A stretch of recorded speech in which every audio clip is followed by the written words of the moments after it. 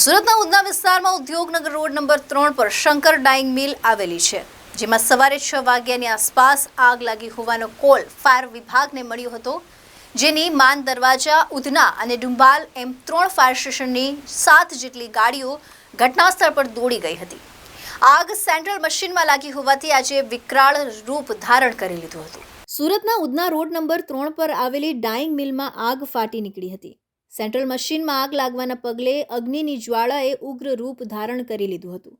આગના બનાવની જાણ ફાયર સ્ટેશનને થતાં ઘટના સ્થળે 7 ગાડી દોડી ગઈ હતી, જ્યાં ફાયર ઓફિસરે પાણીનો મારો ચલાવી અને 1.5 કલાકની જહેમત બાદ આગ પર કાબૂ મેળવી લીધું હતું.